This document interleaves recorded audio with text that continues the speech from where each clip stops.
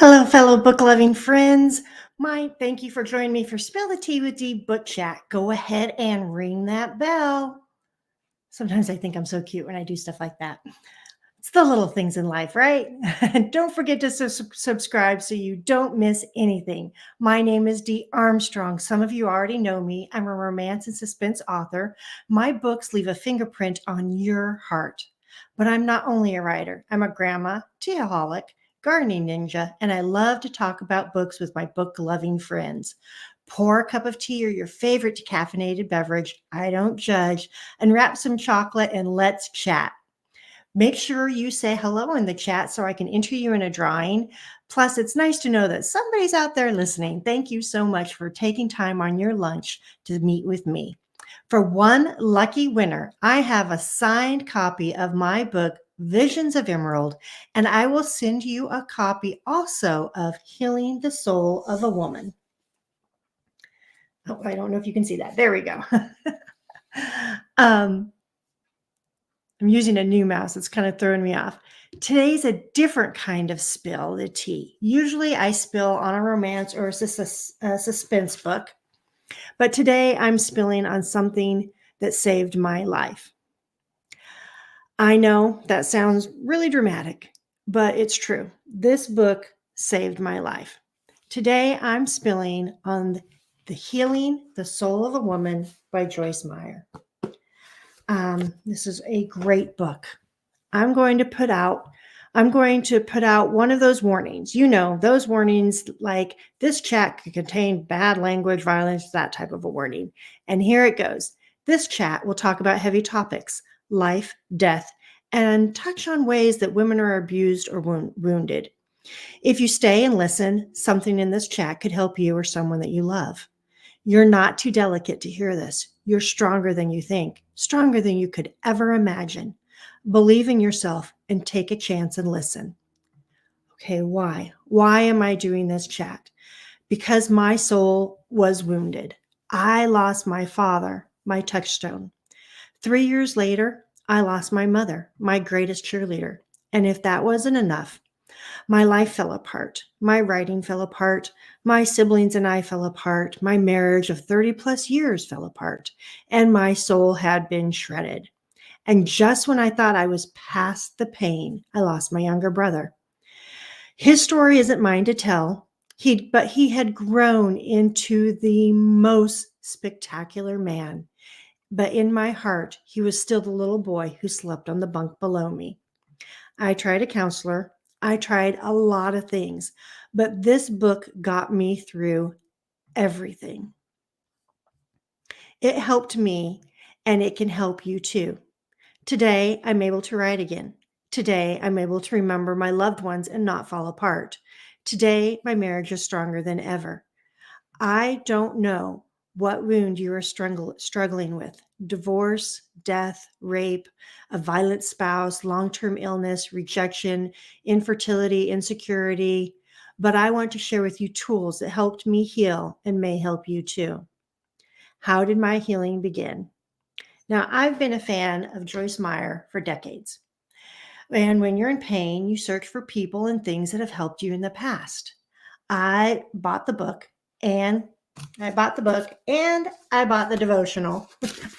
And when I opened the devotional, this is how I knew it would help me. And I'm going to go and I'm going to read to you straight from the book. Okay, in the introduction. When our arm is cut and bleeding, we can easily see that something is wrong and know what to do to take care of it. But when our soul is wounded, it is not uncommon for us to not know what the problem is or what to do to make it better. We may not even be aware there is a problem. Our inner life, our thoughts, emotions, attitudes, and willful choices are all part of the soul. And when we have been wounded deeply through abuse of any kind, abandonment, rejection, bullying, and other negative experiences, our soul needs to be healed. And then I flipped the page and I went to the first devotional, which is Healing for the Brokenhearted. And I'm telling you, the first 2 paragraphs hit me. For those who are Those who are brokenhearted are broken in their personality. They are unable to function properly because of their wounds. They have been deeply hurt and are unable to move beyond their past pain. It is important that we don't merely park at the point of our pain and remain there for the rest of our lives. God is the author of new beginnings. And whether we are wounded due to our own sin or because of the sin of others who have harmed us, we are the only ones that can decide whether to move on or stay parked. Take your life out of park and start moving forward towards the great future God has arranged for you. Now, when I read, what was that, like 4 paragraphs, I knew this book could help me. Now, here's a quote from Joyce Meyer. Our history does not have to be our destiny. If you are hurting and you're wounded, this book is filled with chapters to help you heal and become a stronger person. From not settling for less than the best life that God wants to give to you, to a powerful truth like our true problem lies not in being wounded, but on whether or not we are willing to be healed. It's okay if you're not quite ready to hear those words right now. I pray that someday you might be. And Joyce Meyer's Healing the Soul of a Woman will help you get there. A huge chapter for me was hurting people hurt people. This chapter is about forgiveness. Joyce helped me to understand that some things said and done came from pain. We all have choices. We can lash out or we can let go. We can't control others. Joyce talks about how one of the most difficult things God asks you to do is forgive people who hurt you. To forgive is to let go instead of holding on to it. There are a lot of walking wounded. Don't get me wrong. I'm not saying that it's okay to hurt others if you're hurting. It's not, nor am I giving people an excuse to hurt other people. There are even evil people out there who hurt others for their own pleasure. I get it. I thought, yeah, right, like I'm going to forgive blankety blank for what they did to me. Then I learned that forgiving them is for you. Those evil people, Joyce wants you to forgive them too. Forgiving them is for you. I didn't get that at first either. I don't know about you, but when someone has done something truly awful to me, it rolls around in my head and my mind, and I'm in a vicious cycle from anger to hurt to sadness to why me and back to anger. I think about it all the time. I talk about it all the time. I dwell on it. I lose sleep on it. That is the problem. You think about the hurt and pain all the time, and there is nothing left for those who love you because you're in this never ending loop of thinking about what happened, thinking about the pain and the loss. There is nothing left for you. You're missing the good things happening around you, the good things that could happen to you. You're not allowing them. You're allowing the people that hurt you to not only hurt you, but then continue to hurt you by not letting go. Let me quote Joyce. If you remain angry with someone who has hurt you, you are giving them permission to hurt you over and over again through your memories and bitterness. God doesn't want us to live captive to our own bitterness and our own heartbreak. Wow. Joyce Meyer's words are powerful. Now, bitterness starts out small, like a worm eating an apple. Bitterness burrows into our hearts until we're rotten and black on the inside. Don't let that happen to you. Forgive, let go, live the life God has waiting for you. Another chapter that spoke to me was Unload Guilt and Shame. Guilt and shame, two heads of the same coin. Shame of things you did, shame of things you didn't do, shame of things that you were accused of but weren't true. Any and all types of shame. Shame is a soul killer. Joyce says we all make mistakes in life, and we all have done things that we are ashamed of. But being ashamed of something we have done, or even something that is done to us, is totally different than internalizing the shame and becoming ashamed of ourselves. Let me repeat.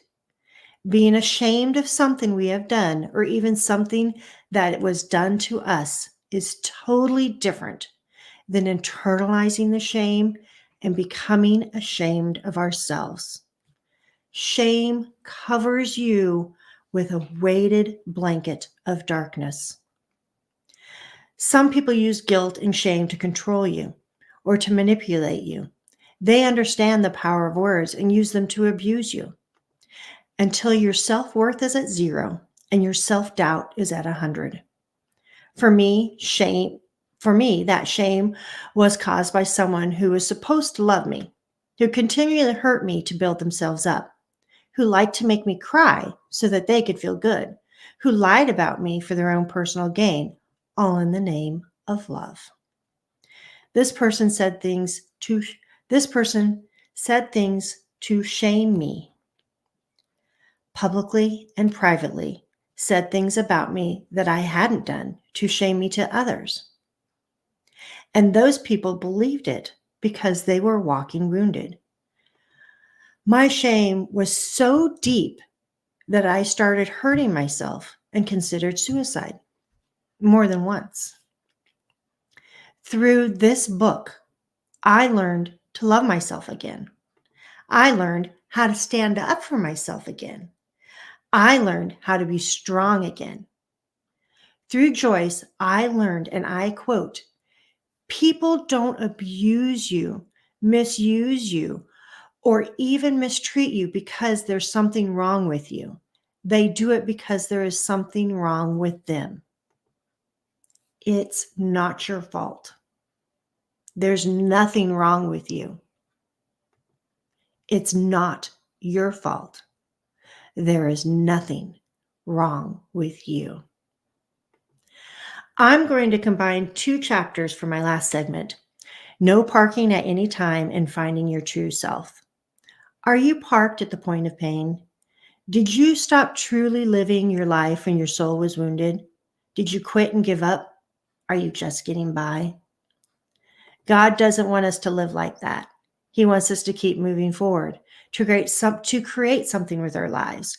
He wants us to be successful through Him. Step out and be the person God intended you to be. How do you do this? By moving forward with your life, by not giving up, by putting one foot in front of the other. For me, this was getting up every day. Check. First success of the day. Thanking God. Check. Second success of the day. Making my bed. Check. Third success of the day. Writing one word without worrying if it was stupid or bad. Writing another word and then another. Check, check, check. Easy, simple things that gave me a feeling of achievement, of accomplishment. Every little success that I made, even from making my bed, put a patch on the wounds of my soul and gave them time to heal. These were baby steps. I needed to take baby steps before I could run again. A couple years ago, I made up a phrase. One word, one page, one day makes a difference. This phrase applies to my writing, something that makes me happy. Let's switch the phrase up and make it useful for you. It could be one positive thought, one simple success. One day makes a difference. For example, one positive thought about yourself. I am worthy. I am worthy of love. Or I am worthy of success. One simple success. I made my bed. One day of choosing to look forward and not back makes a difference. Bend this phrase to mean something to you. Don't let someone else fulfill your dreams for themselves instead of you fulfilling your dreams for you, because you won't move your car, your life, out of park, because you're parked at the point of pain. Go forward and receive God's victory for you. The chapter Finding Your True Self brought me back to what I love, reminded me of my purpose, my unique gifts and temperaments. Now, God has given us all unique gifts and temperaments. I'm not special. We're all special. This chapter helped me to learn how to be courageous enough to be myself. Joyce said to search your heart and honestly ask yourself, what do you love and what do you want to do? I wrote down my God-given gifts, growing things. I don't know why, but I can grow all kinds of things. I put it in the ground, it grows. I dig it up and move it, it grows. I have things grow in my house. Growing things is a gift. Seeing the possibilities of a space or a piece of dirt. Now, my daddy was a carpenter for 50 years. He built great things from hotels to schools to hospitals to houses to renovating people's apartments. And I learned how to look at a space and go, if I took out that wall, if I put a window in there, if I did this or that, I could make it better. Same with a piece of dirt. I can look at a piece of dirt and I can imagine if I build up the dirt here, if I add a tree here, an arch here, I can make a beautiful space. That is another one of my God-given gifts. Loving from the bottom of my heart is a God-given gift that I've been given. I love unconditionally.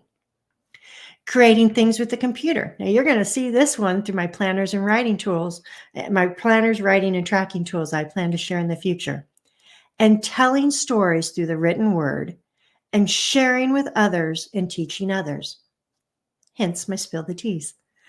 Please, before today ends, take a moment and think about what your gifts are. What do you love? And what do you want to do? It'll give you a sense of purpose. Joyce challenged me to have the courage to fulfill my gifts. You too can step out on faith, take courage by the hand, and fulfill your gifts.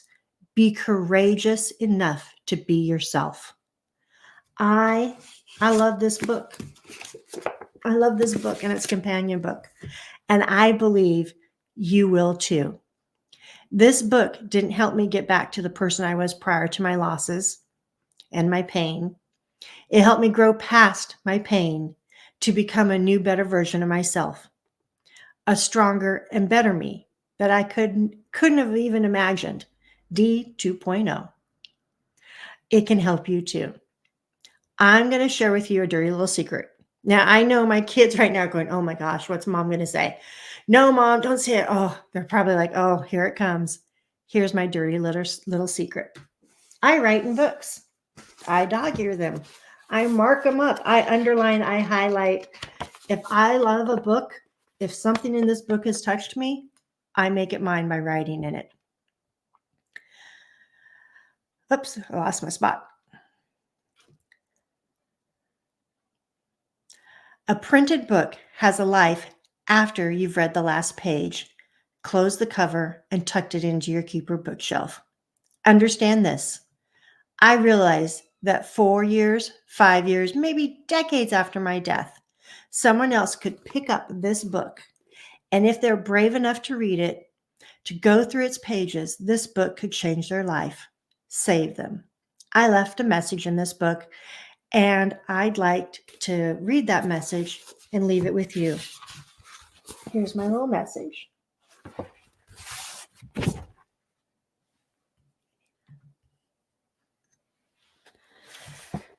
July 22. If you've picked up this book, I'm glad that you did. This book has made a direct and lasting impact on my life, and through me, the lives of my children and grandchildren, and hopefully their children. I have underlined, written, and marked it up, and I hope you do too. I didn't underline everything that meant something to me. I also wrote what was important to me in a journal, making a snapshot of the really good stuff. So the chapters with no underlines were probably the most powerful and soul-changing ones for me. I hope this book makes a soul-felt, heartfelt difference in your life too. Love and blessings, D/Lolly. If you know someone who's been wounded, Don't give up on them. Talk with them, mostly listen. Talking helps release the pain. Share this book with them. You could not only change a life, but also save a life. All right, book giveaway. Don't forget, I'm giving away a free signed copy of my book, Visions of Emerald, and a copy of Healing the Soul of a Woman by Joyce Meyer. If you enjoyed Spill the Tea today, share, like, tell your friends, because books are more fun when you share them with friends. Thank you for joining me today for a change up with our Spill the Tea. Let me know your thoughts. Our next Spill the Tea is April 17th, 1 p.m. Eastern Standard Time. I just want to check the comments real quick. Oh, thank you guys for coming. Kathy, thank you for coming. One Facebook user says, I don't have a gift of growing things, but I thank God for other gifts he has given me. And I thank God for the gifts he's giving you too. On April 17th, we're reading Chaos Grid by debut author Lindsay Llewellyn. Sorry, I'll get it right. By Lindsay Llewellyn. I'll have it right by next month, you guys. And I'd like to thank Joyce Meyer for writing this book, for helping me to heal. I mean, what did you say to someone whose words saved your life? And a huge thank you to all of you for tuning in and chatting with me about great books. You're the best. I'm going to put the kettle on for next time. Join me. Bye for now. Hugs. Oops. Sorry, guys. I lost my end thing. There we go. Bye, guys. Love ya.